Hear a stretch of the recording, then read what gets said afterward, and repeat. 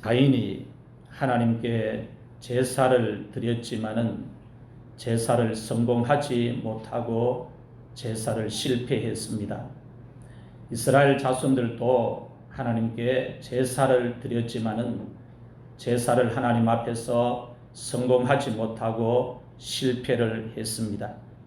오늘날 성도들도 하나님께 나와서 예배를 드리지만은 예배를 성공하지 못하고 예배를 실패하는 성도들이 많이 있습니다. 예배를 성공해야 인생을 승리할 수가 있습니다.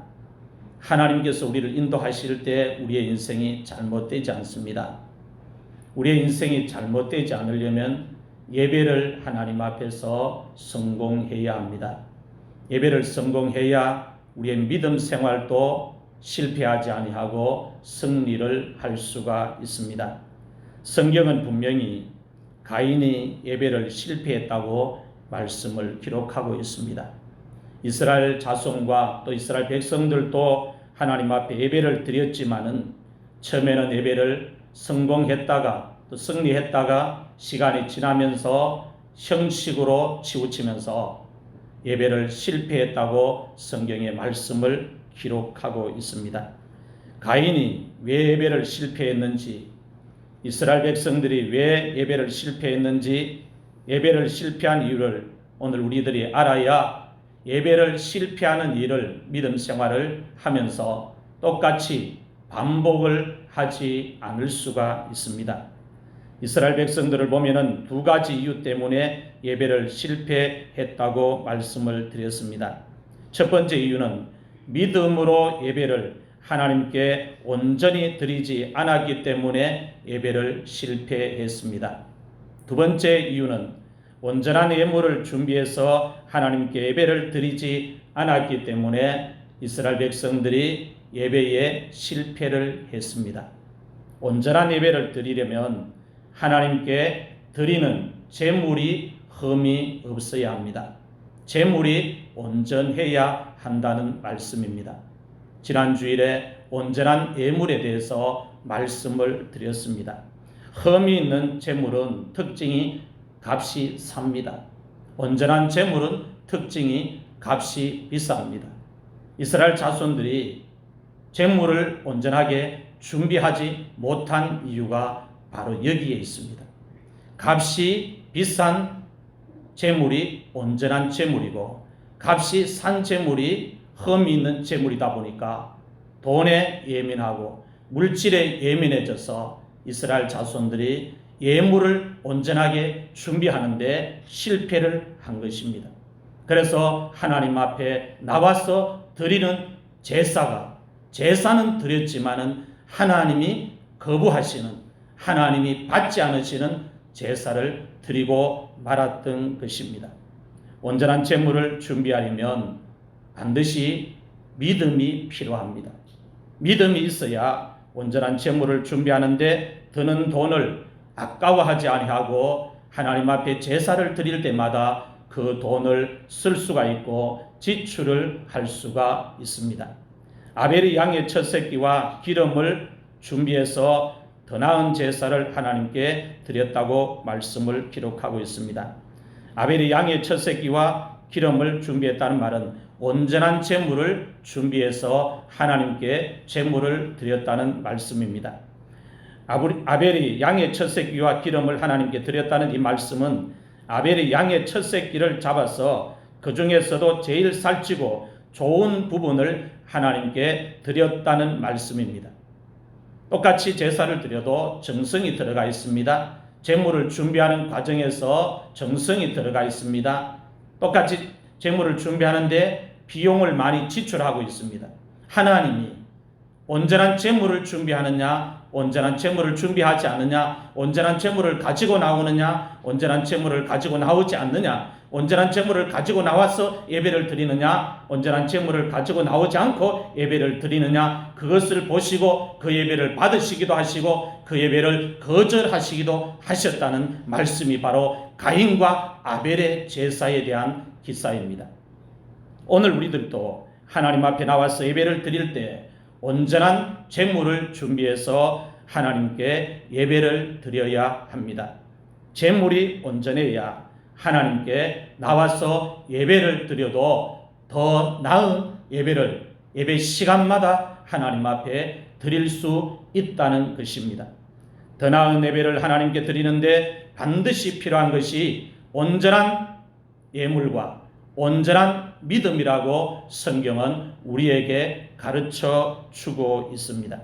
오늘 본문 말씀은 에녹이 하나님을 어떻게 섬겼는지, 에녹이 하나님을 섬기면서 가지고 있었던 믿음에 대해서 히브리서 기자가 우리들에게 자세하게 상세하게 가르쳐 주고 있습니다. 첫 번째로 에녹이 죽음을 보지 않고 하늘로 승천을 했다고 말씀을 하고 있습니다. 에녹의 믿음을 하나님 이야기하는데 놀랍게 극찬을 합니다. 죽음을 에녹이 보지 않고 하늘로 승천했다, 그렇게 이야기를 합니다. 본문 5절 말씀 앞부분의 말씀을 같이 읽겠습니다. 시작. 믿음으로 에녹은 죽음을 보지 않고 옮겨졌으니 하나님이 그를 옮기심으로 다시 보이지 아니하였느니라. 아멘. 에녹이 죽음을 보지 않고 하늘로 옮겨졌다는 이 말씀은 에녹이 죽음을 당하지 않고 에녹이 죽음을 겪지 않고 하늘로 승천을 했다는 말씀입니다. 하늘로 하나님이 데려가셨다는 말씀입니다. 그 시대에 에녹만 세상에 살았겠습니까? 다른 사람들도 에녹과 함께 많이 살았습니다. 수많은 사람들이 에녹이 살았던 시대에 같이 살았는데 유독 하나님의 눈은 에녹에게 머물러 있습니다. 그 에녹의 믿음 생활, 에녹의 삶을 눈여겨보시고 하나님이 그 에녹의 믿음을 기쁘게 받으시고 그 에녹의 믿음을 세상에 오고 오는 후세대에 흔적을 남겨주시기 위해서 에녹이 죽음을 당하지 않고 하늘로 올라갈 수 있는 그런 기적을 베풀어 주신 것입니다. 에녹이 하늘로 승천을 한 것은 죽음이 끝이 아니라는 것을 우리들에게 가르쳐 주고 있습니다. 마지막 날의 천사장의 소리와 하나님의 나팔 소리가 하늘에서 들리면 그리스도 안에서 죽은 자들이 먼저 부활을 하고 그 다음에 살아남은 자들이 부활을 해서 하늘로 들림을 받는다고 성경에 분명히 말씀을 기록하고 있습니다. 데살로니가전서 4장 16절에서 17절 말씀을 같이 읽겠습니다. 시작. 주께서 호령과 천사장의 소리와 하나님의 나팔 소리로 친히 하늘로부터 강림하시리니 그리스도 안에서 죽은 자들이 먼저 일어나고 그 후에 우리 살아남은 자들도 그들과 함께 구름 속으로 끌어올려 공중에서 주를 영접하게 하시리니 그리하여 우리가 항상 주와 함께 있으리라. 아멘. 구약 성경이나 신약 성경이나 죽음이 끝이 아니고 죽음 다음에 하늘로 올라가는 시간이 있다, 사건이 있다, 그렇게 가르쳐 주고 있습니다. 에녹은 예수님께서 하늘에서 강림하실 때 하늘로 들림을 받는 성도들의 그림자입니다. 모형입니다. 에녹을 하나님이 먼저 하늘로 옮기심으로 인하여 성도의 이 땅의 삶이 끝이 아니고 그 마지막 삶을 다 마치고 믿음 생활을 다 마치고 믿음 생활을 잘하고 인생을 끝마치면 하늘로 옮겨지는 시간이 있다는 것을 가르쳐주는 기적이라는 것입니다. 죽음을 보지 않고 하늘로 올라간 구약의 두 사람을 통해서 에녹과 엘리야를 통해서 하나님께서 오늘 우리들에게 주시는 영적인 메시지가 있습니다. 첫 번째 메시지는 뭐냐? 예수님께서 무덤 속에서 부활을 해서 다시 하늘로 올라가시는 것을 구약 성경의 두 인물을 통해서 예표로 보여주고 있습니다. 두 번째 메시지는 마지막 날에 성도들의 몸이 부활을 해서 하늘로 승천한다는 것을 예표로 보여주고 있습니다. 기독교는 말씀의 종교라 했습니다.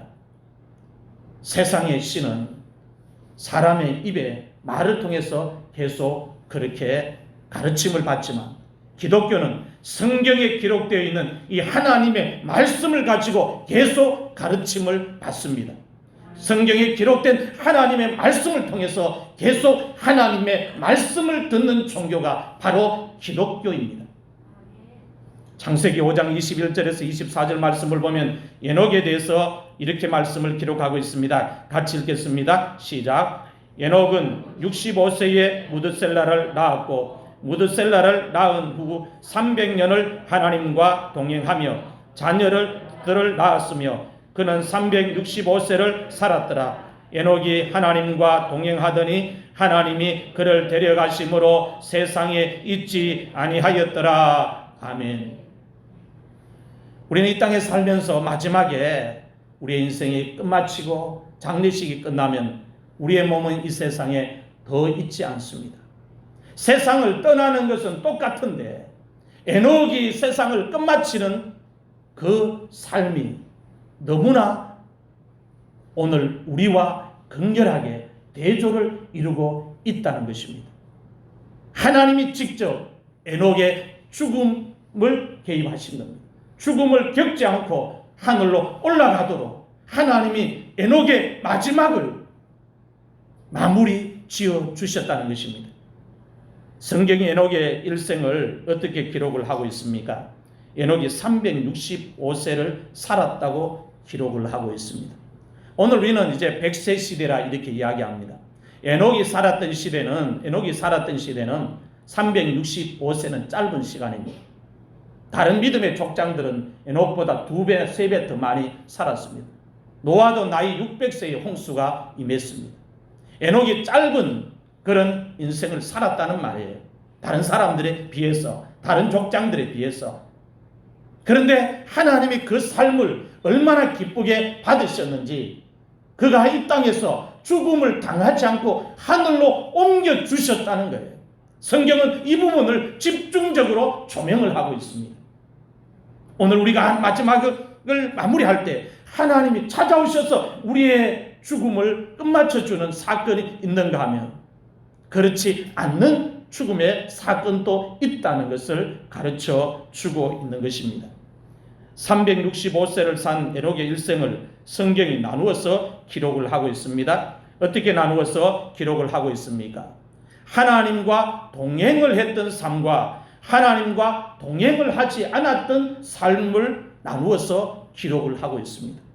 에녹도 우리와 똑같았다는 걸 먼저 언급을 하고 있습니다. 에녹이 태어나면서부터 죽을 때까지 하나님 앞에 옮겨지는 시간까지 365년 그대로 하나님과 동행했다고 이야기를 하지 않습니다. 에녹의 일생에서도 하나님과 동행했던 시간이 있었고 동행하지 않았던 시간이 있었다고 분명히 이야기를 하고 있습니다. 에녹이 65세에 무드셀라를 낳고 그 후에 300년 동안 하나님과 동행을 했다고 말씀을 기록하고 있습니다. 자, 그러면 도대체 에녹에게 무슨 일이 일어났기에, 에녹에게 무슨 일이 발생했기에 하나님과 동행하지 않고 살았던 에녹이 하나님과 동행하는 삶을 살겠다고 방향을 바꾸면서 하나님과 동행하면서 살았는가라는 것입니다. 에녹에게 어떤 사건이 발생했기 때문에 에녹의 삶이 유턴했다는 겁니다. 하나님 쪽으로 방향을 돌렸다는 거예요. 그 사건이 뭐냐? 바로 65세에 무드셀라를 낳은 사건이라고 성경은 이야기를 하고 있습니다. 65세까지는 에녹이 하나님과 동행하지 않았다는 거예요. 아들 무드셀라를 낳고 에녹이 나머지 300년 동안을 하나님과 동행했다고 말씀하고 있습니다. 에녹이 65세까지는 평범하게 다른 사람들과 똑같이 자식을 낳으면서 살았습니다. 그런데 65세부터는 에녹이 다른 사람들과 똑같이 평범하게 살지 않고 하나님과 동행하면서 살았다고 이야기를 하고 있습니다. 오늘 여러분에게도 에녹에게 일어났던 이 사건이 일어날 수 있기를 바랍니다. 하나님과 동행하지 않았던 삶이 어느 순간에 하나님이 내 인생에 찾아오심으로 말미암아 하나님과 동행하는 삶으로 바뀌는 것 말입니다. 하나님 그걸 귀하게 보시는 거예요. 오늘 우리의 믿음 생활이 처음부터 끝까지 100점일 수는 없습니다. 처음에는 하나님의 마음에 믿음 생활이 안 될 수 있습니다. 에녹도 믿음 생활이 하나님의 마음에 안 들었을 수 있습니다. 그런데 에녹이 아들을 65세에 낳고 그 아들을 통해서 믿음 생활이 완전히 180도로 달라진 겁니다. 하나님과 동행하지 않았던 에녹의 삶이 하나님과 동행하는 삶으로 바뀌어버렸다는 거예요. 에녹이 살았던 시대는 어떤 시대냐? 홍수 심판이 일어나기 직전의 시대였습니다. 극도로 음란하고 영적으로 타락했던 시대였습니다. 에녹이 살았던 시대는 사람들이 하나님의 심판과 경고에 귀를 기울이지 않고 무시하면서 살았습니다. 65세까지 에녹이 타락한 시대에 편성을 해서 그 시대의 사람들과 똑같이 살았습니다. 똑같이 살다가 65세에 에녹이 아들을 낳고 나서 그의 삶이 180도로 완전히 바뀌었습니다. 에녹의 삶의 방향 전환은 65세의 영적 사건이 일어남으로 일어났다는 것입니다. 에녹의 족보를 보면 에녹이 아담의 7대 손입니다. 에녹은 족장입니다. 그리고 아벨의 순교 신앙을 물려받은 셋의 후손입니다. 아담의 7대 손이고 또 족장이고 아벨의 순교 신앙을 물려받은 셋의 후손입니다. 이런 족보를 가지고 있는 에녹이 65세까지는 하나님과 동행하지 않았습니다. 오늘 우리의 자녀들도 할아버지가 교회 장로님이고 또 목사님이고 아버지가 교회 중직자고 해도 우리의 자녀들이 하나님을 만날 때까지는 하나님과 동행하지 않을 수 있습니다. 하나님을 만나면 동행합니다. 하나님을 만나는 것이 너무나 중요하다는 것입니다. 에녹은 65세에 좀 늦었지만 하나님을 만났습니다. 그의 삶에 찾아오시는 하나님을 만난 거예요. 하나님을 만나니까 그의 삶이 바뀐 것입니다. 믿음 생활이 바뀐 겁니다. 하나님 앞에 드리는 예배가 바뀌는 거예요. 족장 시대에는 아들의 이름을 함부로 짓지 않았습니다. 아버지가 아들의 이름을 짓고 싶다고 해서 짓지 않았습니다. 이방 신을 섬기는 사람들도 그렇고 하나님을 섬기는 사람들도 그렇고 그 시대의 족장은 전부 아들을 낳으면 자기가 섬기는 신에게 이름을 받아왔습니다. 에녹도 족장이라 했습니다. 족장이다 보니까 하나님이 계시로 이름을 주실 때까지 기다렸던 것 같습니다. 그래서 에녹이 65세에 아들을 낳고 이름을 지었는데 어떻게 지었느냐? 하나님의 계시를 받아서 이름을 지은 거예요. 자, 그러면 에녹이 하나님의 계시를 받아서 이름을 지었다는 걸 어떻게 알 수 있습니까? 성경은 창세기에 이 부분을 자세하게 기록을 하고 있지 않습니다. 아들의 이름이 무드셀라입니다. 아들의 이름이 평범하지 않고 특별합니다. 이름의 뜻도 특별합니다. 여러분이 자녀를 낳으면 이름의 뜻을 축복과 연결시켜서 짓겠습니까? 아니면 저주와 심판과 연결을 지어서 이름을 짓겠습니까? 오늘 여러분들이 아들을 낳으면, 손자를 낳으면 이름을 지어준다면 어떤 이름을 짓겠습니까? 한자 사전을 찾아가 좋은 뜻 찾아가지고 잘 때렸고 성공, 복, 뭐 이런 것 관계돼서 이름을 짓지 않겠습니까? 그런데 하나님이 에녹에게 찾아와서 아들의 이름을 계시하셨다 했습니다. 그 이름이 무드셀라입니다. 이 무드셀라라는 이름이 하나님이 계시로 에녹이 이름을 받아서 지었다는 것을 어떻게 알 수 있느냐? 에녹이 아들의 이름을 지은 것을 보면 알 수 있다는 것. 이 무드셀라의 이름의 뜻이 축복과 상관이 없는 뜻이기 때문에 적어도 족장이고 아비라면 아들의 이름을 축복과 연결되어서 지어야 되는데 자기의 의지와 상관없이 아들의 이름을 지은 걸 보면 이 무드셀라의 이름은 하나님이 찾아오셔서 계시로 주신 이름이라는 걸 단번에 알 수가 있다는 것입니다. 무드셀라는 이름의 뜻이 뭐냐? 아이가 죽으면 하나님께서 홍수 심판을 땅에 보내신다는 뜻입니다. 이런 뜻이 안 좋은 이름을 에녹이 자기 아들한테 이름을 지어주겠습니까? 안 지어줍니다. 잘 되라고 이름 지어주지. 그런데 에녹이 이 이름, 아들의 이름을 무드셀라로 지었다는 것은 하나님의 계시를 받아서 거부하지 않고 그대로 순종했다는 걸 암시하고 있는 것입니다. 이름의 뜻이 하나님의 축복과 연결되어 있지 않고 하나님의 심판과 연관되어 있습니다. 에녹이 하나님의 계시를 받고 나서 아들의 이름을 무드셀라로 짓지 않고 이름을 다르게 지을 수도 있습니다. 자기의 생각을 집어넣고 하나님 그런 이름은 절대로 지을 수 없습니다 하면서 저항할 수도 있습니다. 왜 아들의 이름을 그 많고 많은 이름 중에 그런 이름의 뜻을 가진 이름을 지어서 주십니까 하면서 거부할 수 있습니다.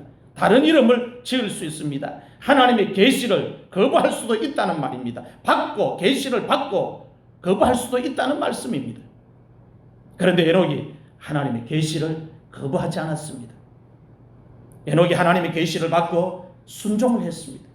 이것이 에녹의 믿음입니다. 하나님께서 계시하여 주신 이름을 에녹이 거부하지 않고 아들의 이름을 무드셀라라고 지었습니다. 여러분, 믿음 생활의 첫 번째 조건, 하나님과 동행하는 삶의 첫 번째 조건이 뭐냐? 순종입니다. 하나님 그걸 귀하게 보시는 거예요. 하나님의 계시의 말씀을 받고 당신의 백성들이 자기 생각을 집어넣고 행동하느냐, 아니면 하나님의 계시의 말씀을 받고 온전히 하나님의 말씀을 따르고 순종하느냐, 그걸 보시는 거예요. 성도들이 하나님 말씀을 받고 나서 선택을 해야 합니다. 말씀을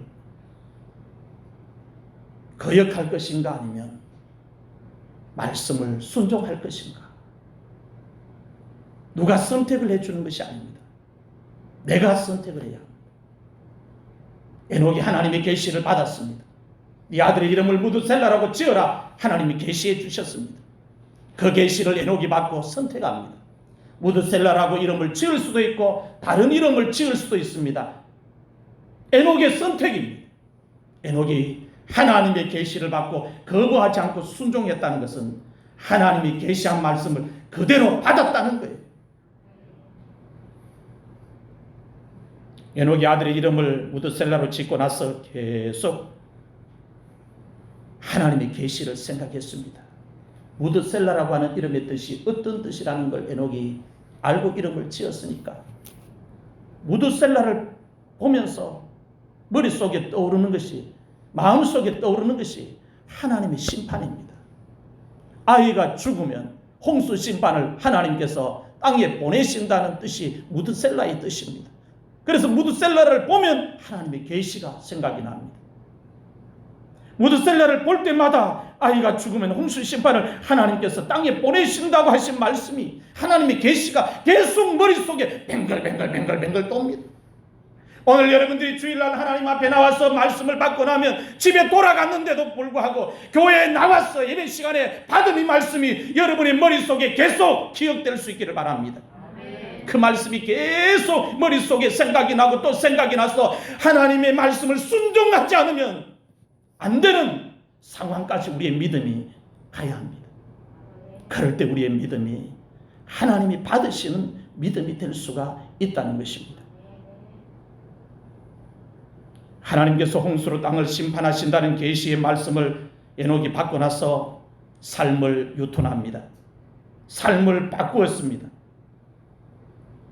하나님을 향한 삶을 살게 됩니다. 하나님과 동행하는 삶으로 삶의 방향을 돌리게 됩니다. 이 아들이 에녹의 삶을 바꾸는 결정적인 사건이었습니다. 자, 오늘 우리가 믿음 생활하면서 태문이 안 열리면 하나님 태문을 열어주면 하나님 뜻대로 살겠습니다. 여러분 서운합니까? 안 합니까? 하지요. 하나님 태문 열어줍니다. 태문 열어주고 그 아이를 볼 때마다 내가 하나님 앞에 고백한 걸 잊어버리면 안 돼요. 그 아이를 볼 때마다 내가 하나님 앞에 약속하고 서원한 걸 그대로 지금 믿음 생활을 잘하고 있는가를 점검해야 돼요. 그게 올바른 신앙입니다. 내 몸에 병이 들었습니다. 하나님이 찾아오셔서 고쳐주셨습니다. 그러면 건강한 내 몸을 보고 병든 내 몸의 과거 모습을 생각하면서 병들었을 때 내가 하나님 앞에 어떻게 고백했는지를 잊지 말고 기억해야 합니다. 가정이 어렵습니다. 물질이 어렵습니다. 사업장이 어렵습니다. 길이 막혔습니다. 하나님 길만 열어주면 이 문제만 해결해 주면 하나님을 위해 살겠습니다. 고백합니다. 하나님 해결해 줍니다. 그런 믿음 생활은 달라진 것 없습니다. 이것이 에녹과 우리의 차이라는 거예요. 에녹은 자기에게 일어난 이 사건을 삶의 방향을 돌리는데 적용했고 사용했다는 거예요.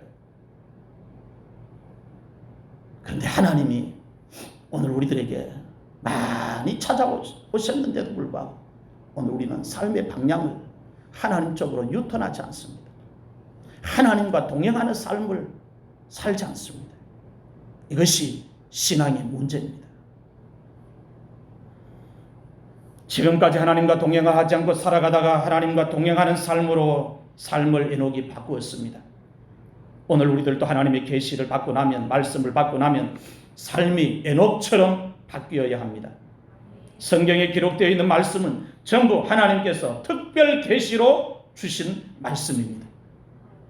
특별 계시로 주신 하나님의 말씀을 오늘 우리들이 거부하지 않고 믿음으로 받으면 오늘 우리들도 똑같이 에녹처럼 하나님과 동행하는 삶을 살아갈 수 있다고 성경이 우리에게 가르쳐 주고 있습니다.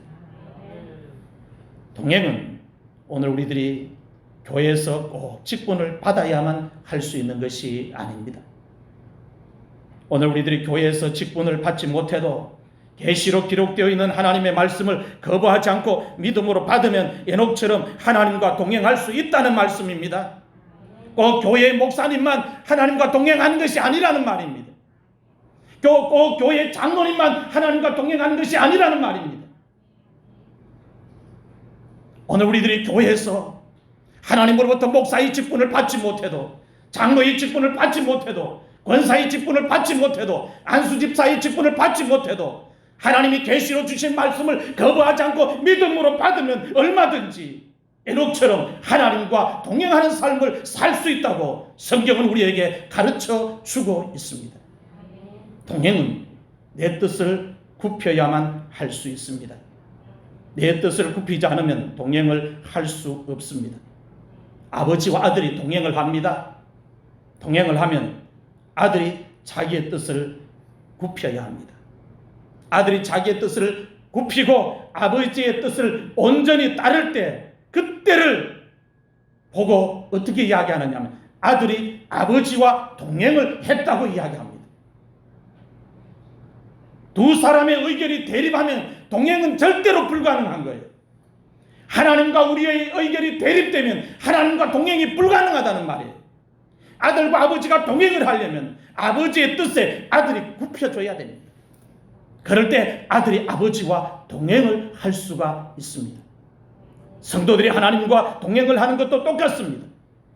성도들이 하나님과 동행을 하려면 내 뜻을 하나님 앞에서 굽혀야 합니다. 그런데 우리는 이걸 잘 못합니다.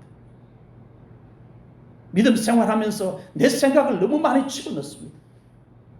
내 뜻을 너무나 관철시키려고 합니다. 성도들이 하나님과 동행을 하려면 내 뜻을 굽히고 하나님의 뜻을 온전히 따르는 것이 바로 성도들이 하나님과 동행을 하는 것입니다. 하나님의 말씀을 온전히 순종하는 것, 내 뜻을 굽히고 하나님의 말씀을 온전히 순종하는 것이 바로 성도들이 하나님과 동행하는 것이라고 성경은 가르쳐 주고 있습니다. 사랑하는 성도 여러분, 오늘 여러분들은 지금 하나님과 동행을 하고 있습니까? 하나님께서 오늘 여러분들을 보실 때 여러분들은 지금 하나님과 동행을 하는 사람입니까? 아니면 하나님과 동행을 하지 않는 사람입니까? 하나님께서 오늘 여러분들을 보실 때 어떻게 말씀하실 것 같습니까? 김 집사는 나와 동행하는 집사다. 이 집사는 나와 동행하는 집사다. 하나님이 그렇게 말씀하실 것 같습니까? 아니면 하나님이 침묵하실 것 같습니까? 하나님과 동행을 해야 믿음 생활을 잘할 수가 있습니다. 하나님과 동행을 해야 예수님을 잘 믿을 수가 있습니다. 두 번째로 에녹이 하늘로 옮겨지기 전에 하나님을 기쁘시게 하는 자라는 증거를 받았다고 말씀을 하고 있습니다. 본문 5절 앞부분부터 한 번 더 같이 읽겠습니다. 시작.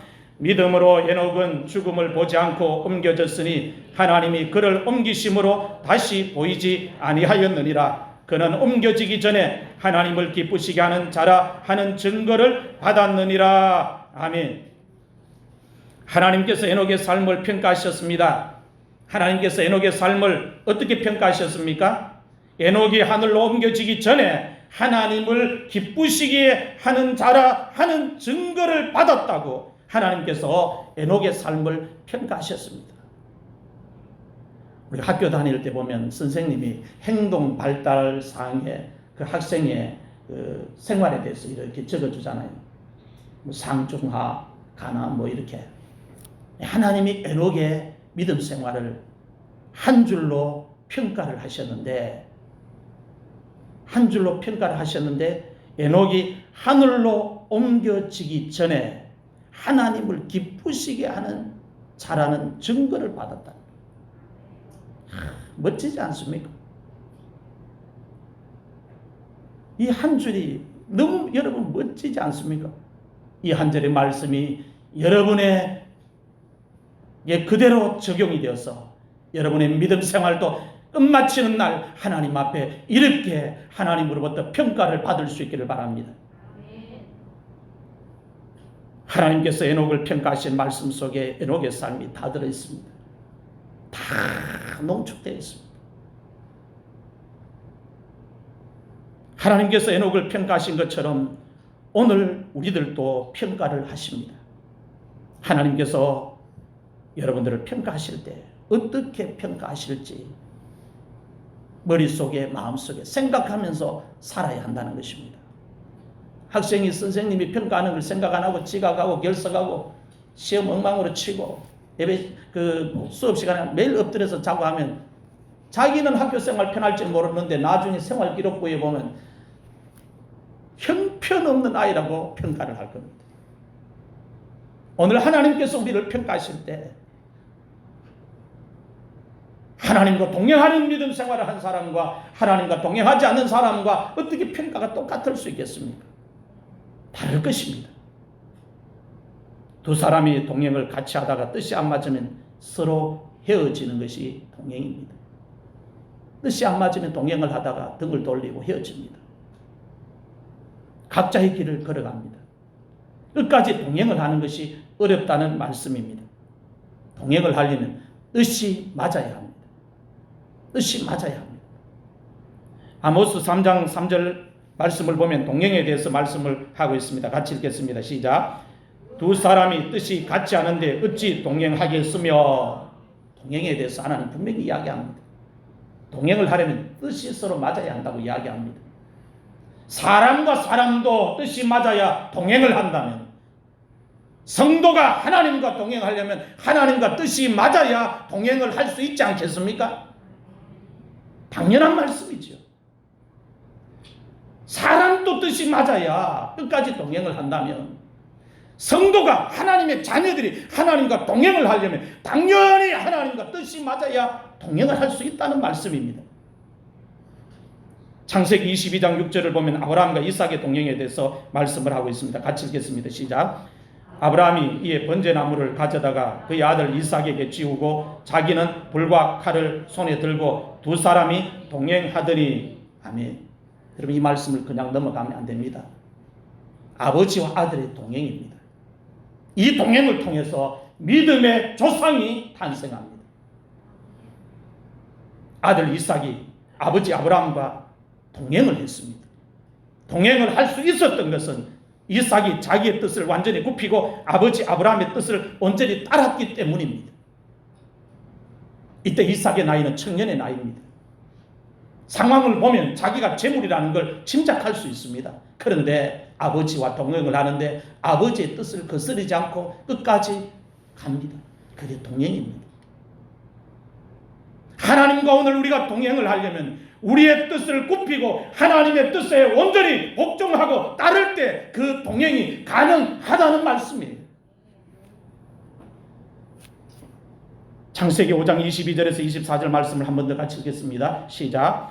에녹은 65세에 무드셀라를 낳았고 무드셀라를 낳은 후 300년을 하나님과 동행하며 자녀들을 낳았으며 그는 365세를 살았더라. 에녹이 하나님과 동행하더니 하나님이 그를 데려가심으로 세상에 있지 아니하였더라. 아멘. 에녹이 365일 동안 아들을 계속 낳은 것은 똑같습니다.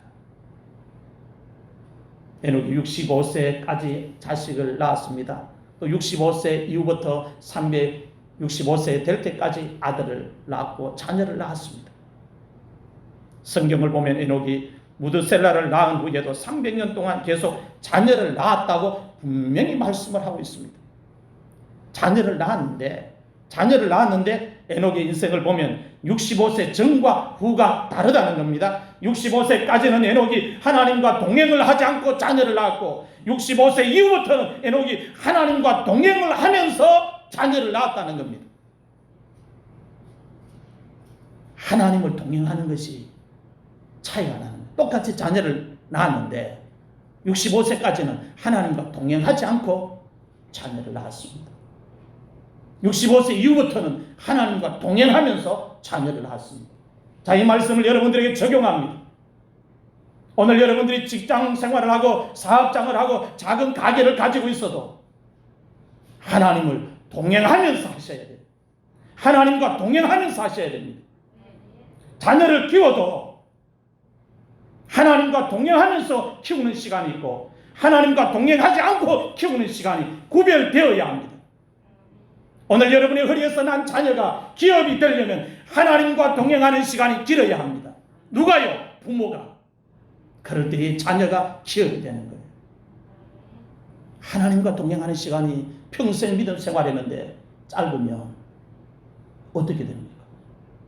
에녹이 365세를 살았는데 65세는 하나님과 동행하지 않고 300년을 하나님과 동행했대요. 동행하는 시간이 길었다는 겁니다. 자, 여러분이 70을 살고 80을 살고 90을 삽니다. 90세까지 믿음 생활합니다.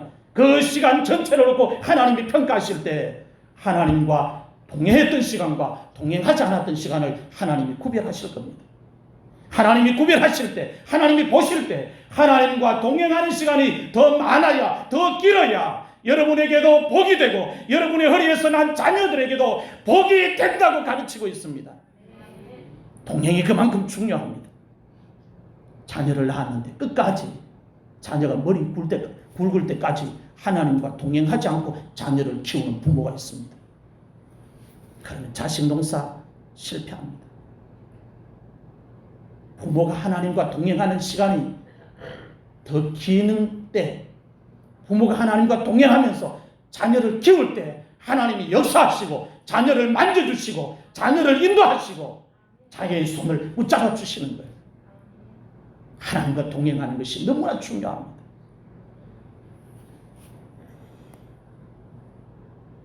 에녹이 무드셀라를 낳고 그때부터 자기의 뜻을 굽히고 하나님의 뜻을 온전히 따르면서 살아갔습니다. 에녹이 하나님과 동행을 했다는 말은 에녹이 하나님의 뜻을 온전히 쫓으면서 살아갔다는 말씀입니다. 에녹이 무드셀라를 낳고 그때부터 하나님의 뜻이 자기의 뜻이 되었습니다. 자기의 뜻을 하나님 앞에 반치를 시키려고 하지 않고 무드셀라를 낳고부터는 하나님의 뜻이 자기의 뜻이 되었습니다. 에녹이 무드셀라를 낳고 삶의 우선순위가 바뀌었습니다. 영적인 순서가 바뀌었습니다. 중요하게 생각하는 순서가 바뀌었습니다. 일의 순서가 바뀌었습니다. 시간의 순서가 바뀌었습니다. 그러면 하나님의 뜻이 무엇입니까? 성경이 하나님의 뜻에 대해서 어떻게 말씀을 우리들에게 하고 있습니까? 하나님의 뜻을 알아야 오늘 우리들도 하나님의 뜻을 쫓아가면서 살지 않겠습니까? 요한복음 6장 38절에서 40절을 보면 예수님께서 하나님 아버지의 뜻을 제자들에게 말씀하셨습니다. 같이 읽겠습니다. 시작.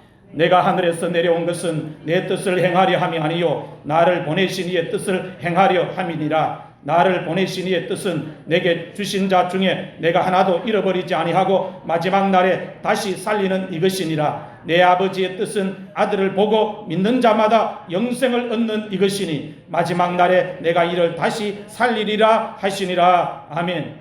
예수님께서 말씀하신 하나님 아버지의 뜻이 무엇이라고 말씀합니까? 아들을 보고 믿는 자마다 영생을 얻는 것이라고 이야기하고 있습니다.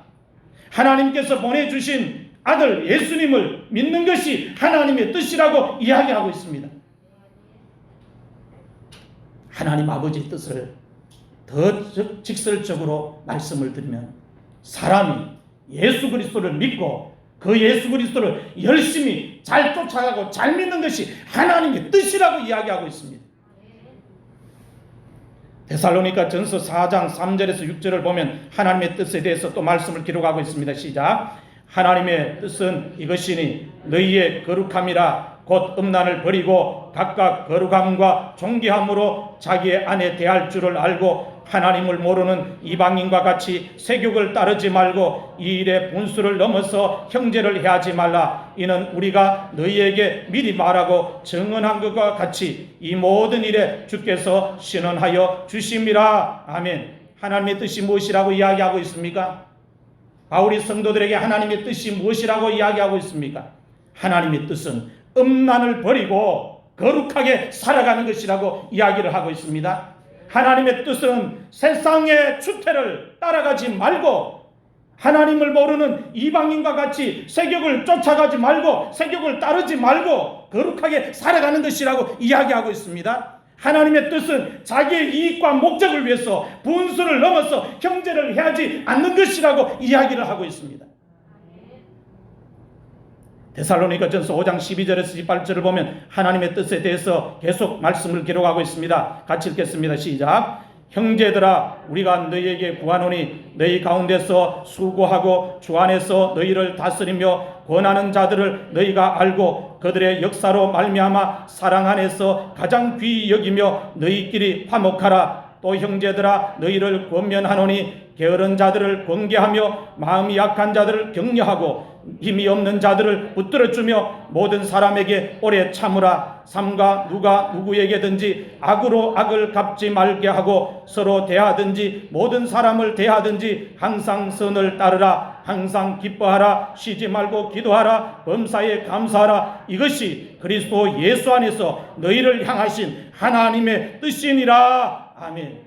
하나님의 뜻을 조목조목 바울이 적어서 성도들에게 가르치고 있습니다. 하나님의 뜻이 무엇이라고 말씀하고 있습니까? 교회에서 성도들이 믿음 생활을 하면서 성도들끼리 다투지 않고 화목하는 것이 하나님의 뜻이라고 이야기하고 있습니다. 그 다음에 하나님의 뜻이 무엇이라고 이야기하고 있습니까? 게으른 사람을 훈계하는 것이 하나님의 뜻이라고 이야기하고 있습니다. 여기서 게으른 사람은 무질서하게 살아가는 사람, 자기 멋대로 살아가는 사람을 말합니다. 그들을 가만히 내버려 두지 말고 그들의 살면 안 된다고. 그 대상이 자녀이든지 남편이든지 아내이든지 가족이든지 성도이든지 권계하고 훈계하는 것이 하나님의 뜻이라고 이야기하고 있습니다. 그 다음에 하나님의 뜻이 무엇이라고 이야기하고 있습니까? 마음이 약한 자들을 격려하는 것이 하나님의 뜻이라고 이야기하고 있습니다. 힘이 없는 사람들을 붙들어주는 것이 하나님의 뜻이라고 이야기를 하고 있습니다. 그 다음에 하나님의 뜻이 무엇이라고 이야기하고 있습니까? 모든 사람에게 오래 참는 것이 하나님의 뜻이라고 이야기하고 있습니다. 사람들이 죄를 짓는 이유가 참지 못해서 죄를 짓습니다. 참지 못해서 화를 내고 참지 못해서 행동을 하고 참지 못해서 말을 합니다. 그 다음에 하나님의 뜻은 모든 사람에게 항상 선을 행하는 것이라고 말씀하고 있습니다.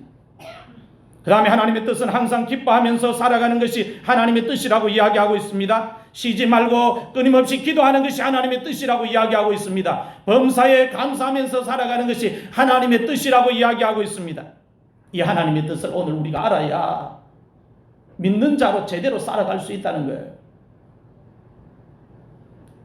에녹이 300년 동안 하나님과 동행을 하면서 하나님을 기쁘시게 해드리면서 살았습니다.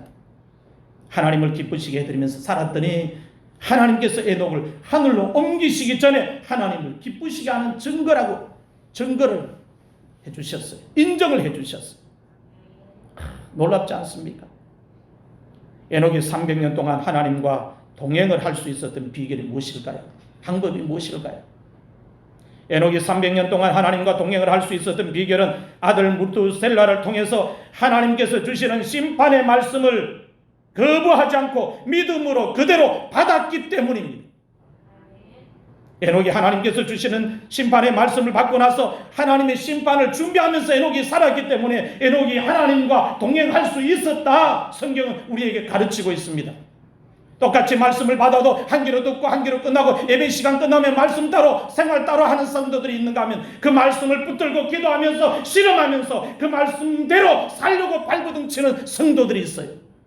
누가 하나님과 동행하는 사람입니까? 성도들이 하나님과 동행을 하면서 동행에 실패를 합니다. 동행에 실패하는 이유가 무엇입니까? 성도들이 하나님께서 주시는 말씀을 받고 나서 그 말씀을 삶 속에 적용하지 아니하고 무시하기 때문입니다. 그래서 동행에 실패를 하는 것입니다. 아기의 삶은 엄마의 손을 꼭 붙들 때 안전합니다. 아기가 엄마의 손을 놓는 순간 그때부터 아기의 삶은 위험에 처하게 됩니다. 아기가 전적으로 엄마를 신뢰하면서 엄마의 손을 붙잡고 살아가는 이것이 바로 아기가 엄마와 동행하는 것입니다. 성도의 삶도 똑같습니다. 성도들이 전적으로 하나님을 의지하고 하나님의 말씀을 신뢰하면서 하나님의 손을 죽을 때까지 계속 붙잡고 가는 것이 바로 성도가 하나님과 동행을 하는 것입니다. 성도들이 하나님의 손을 놓지 않고 꼭 붙잡으면 하나님께서 성도들의 생명을 안전하게 지켜주십니다. 이것은 하나님의 약속입니다. 사랑하는 성도 여러분, 최고의 믿음은 에녹처럼 믿음 생활을 끝마칠 때까지 하나님과 동행을 하는 것입니다. 최고의 믿음 생활은 성도들의 믿음 생활을 끝마칠 때까지 하나님의 손을 붙잡지 않고 계속 하나님의 손을 붙잡는 것입니다. 하나님의 손을 놓지 않고 계속 하나님의 손을 붙잡는 것이 최고의 믿음 생활입니다. 하나님을 기쁘시게 하는 자라는 증거를 오늘 우리들이 받으려면 하나님과 동행을 하는 시간이 많아야 합니다. 최고의 믿음 생활은 하나님을 멀리하지 않고 하나님을 계속 붙잡고 동행하는 것이라고 말씀을 드렸습니다. 오늘 여러분들도 에녹처럼 어떤 말씀을 받고 나면 그 말씀이 계기가 되어서 삶의 방향을 유턴하셔서 남은 시간은 하나님과 동행하는 시간이 더 길어지고 더 많아질 수 있기를 주의 이름으로 축원합니다.